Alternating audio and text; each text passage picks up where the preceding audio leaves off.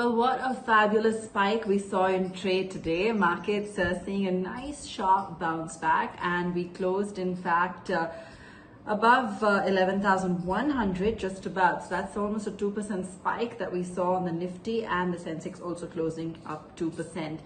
Reliance was the big one to talk about. I mean, the stock was up 7% or so on close. So quite a big move that we saw on the heavyweight short squeeze or something else. We don't know, but it definitely saw a very strong move higher, particularly just when we thought perhaps the rally had peaked out, given all of the latest news and events to do with Reliance Industries. So that's where we saw RIL today.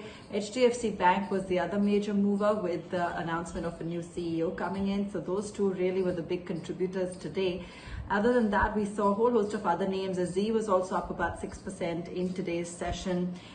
From the financials as well, we saw an Axis, the Bajaj Twins, for example, ICICI also up about 2%. RBL was up 4%. So that's those are some of the movers there.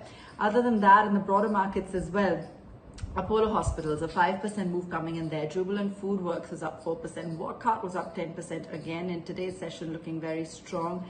Vedanta had a decent session, up about 3% odd. Tata Consumer Products, that's also a 3.5% gain coming in there. And from the auto names, Maruti continuing its up move with a 3% gain coming in on Maruti. Pharma across the board continued to see some amount of movement, although perhaps a little less than some of the other pockets of the market today, but nonetheless very much intact. Names like a Cadila, for example, up 2.5%, and some of the heavyweights also continued to see traction in the pharma pack. Sun Pharma was also up 2% or so in today's session. Torrent, I think, was another one. Yep, about 4% on a Torrent as well. On the downside, perhaps BPCL, that's one to keep an eye on. Closed the day off the day's low. It's still about 2.5% lower.